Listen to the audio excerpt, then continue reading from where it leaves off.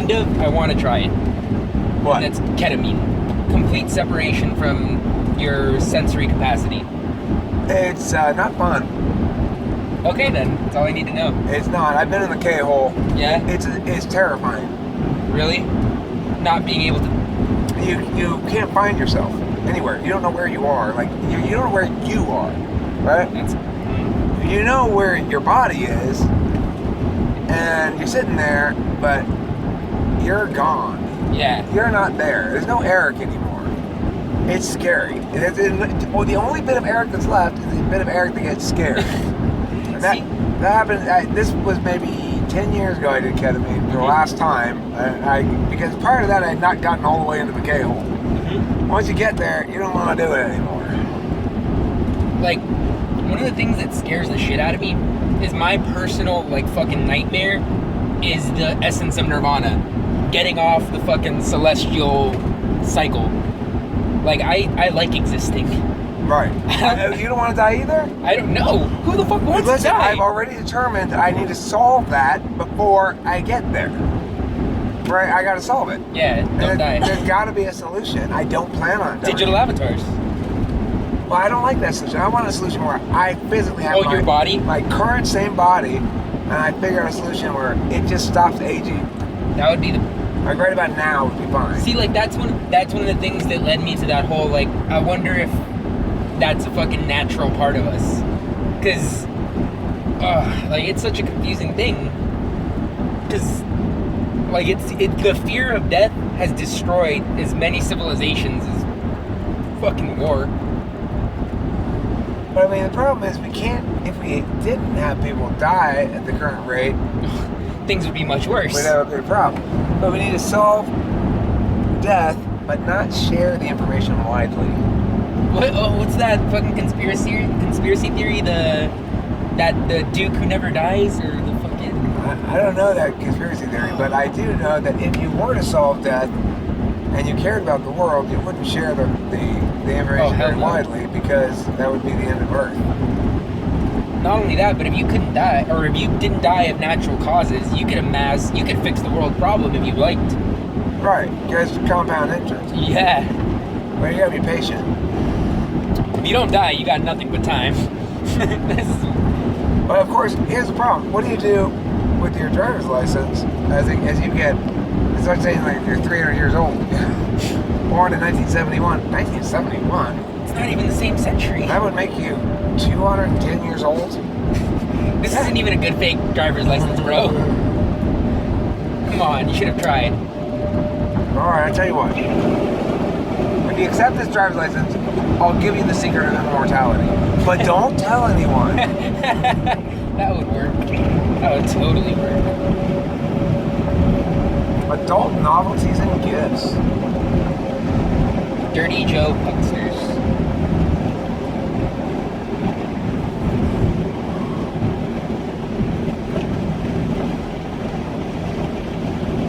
So they just signed the legislation that allows women to register, forces women to register in the draft upon 18.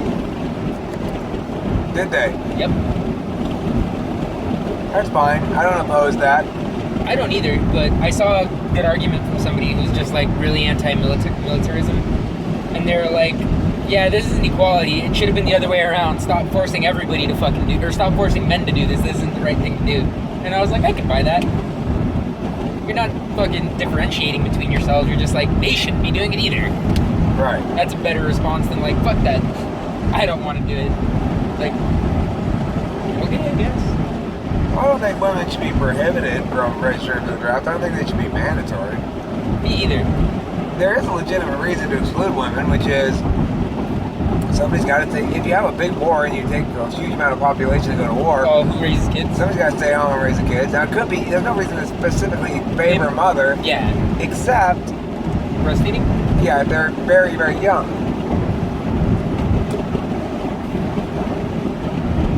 One of the other ones that I've heard is, like, it's already an issue with, like, two men in love in the military. If a commanding officer falls in love with their, like, subordinate, that can really alter the fucking direction of a mission. Like, you may be told you have to do one thing, but to protect your significant other who is your subordinate, you might just do something differently. Well, we shouldn't have a standing army that's going across the ocean to fight people. That too. If we have any army that's standing at all, it should be for defense purposes. Having actual defense, not interventionist bullshit. And we don't need a standing army. We don't need one. National Guard would be fine. That's all we need. And even that's extraneous. Who's going to attack the United States, the most well-armed country in the world? And most battle cruisers, most arms manufacturers. And the Constitution allows for a standing Navy. Wow, I never thought about that. That's absurd. It doesn't allow for a standing army, though. Yeah, it doesn't. And we do it anyway. In times of peace, have we just been in a fucking constant state of exception since the Constitution was written? In times of peace, you will not have a standing army. Oh, well, first the fucking Mexican, or no, the 7 Years' War, then the Revolutionary War, then the War of 1812, and then all the fucking minor conflicts that happened between that and the war with James K. Polk in Mexico. Yeah. They spilled American blood on American soil. Motherfucker, they were on the other side of the Rio Grande. That was the natural border of the time. Well, that's why people need debate, to resist propaganda. Like, to be able to catch the fallacies that fucking, like, news programs will, like, put in front of you. Like, these terrorists are backwater fucking jack-face idiots, but they're also sophisticated enough to build large-scale nuclear weaponry. Right. And it's just like, which one do you want me to believe? That they're backwater hicks, or that they're fucking nuclear scientists? Or are they nuclear hicks? Which is it? Yeah. And they just never want to pick, and I'm like, okay, yeah, whatevs. They're just presenting little packaged beliefs. They're creating consent, or coercing consent. They're not coercing anything. You don't think giving false information is a form of coercion? People seek out banal news, otherwise it wouldn't be on the news. So they're not coercing, they're just selling the product people want? Well, I say, yeah, they're selling the product people want. The product people want is all of their complex news stories boiled down to simple truths. Even if they're misleading, at least they feel as though they've got a handle on it. Because they're not questioning it at all. I'm not saying that's a good thing. I'm saying that's what we have when we live in a world of censors. And we do. We have a bunch of stuff that is designed to appeal to censors, like local news banter. It drives me insane. That shit is terrible, yeah. But a lot of people like it. Like my ex-wife, she'd watch Real Housewives and whatever. I don't know what she got out of it. I can't even conceive, except I've now determined, actually, I sort of have a theory, which is she got FE stuff out of it. She leaves with FE. She got a bunch of people expressing emotions on their face, and that was what she was seeing. And I know that the expressive facial expressions they have impact because I can see it in my YouTube views. You're able to really see what people like, what they don't like, and even NTs.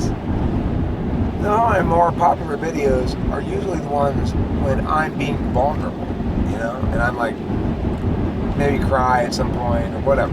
Those ones, people like that because they say, oh, he's so honest and open. Mm-hmm. Well, that has nothing to do with what I'm saying. Yeah. Me liking you doesn't make the argument different. Right. But see, most people don't live in a world that's comprised entirely of arguments. And I kind of do, I guess. It seems like I have a position on everything. And that I understand things according to your positions? My various positions on it. Which is, I actually have multiple positions on anything. Many of them contradictory.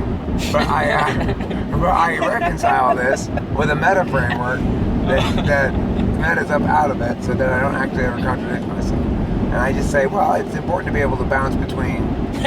It's the golden mean, not contradiction. Right. It's important to be able to bounce between various frameworks and interpret things through different frameworks. And it's not contradictory because they're under different frameworks. That's good.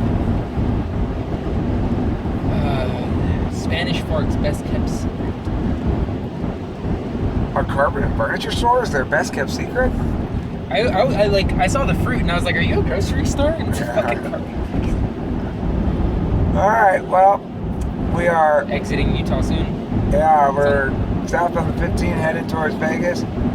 Spanish Forks right there. I don't know what that is, but it's a name that sounds familiar.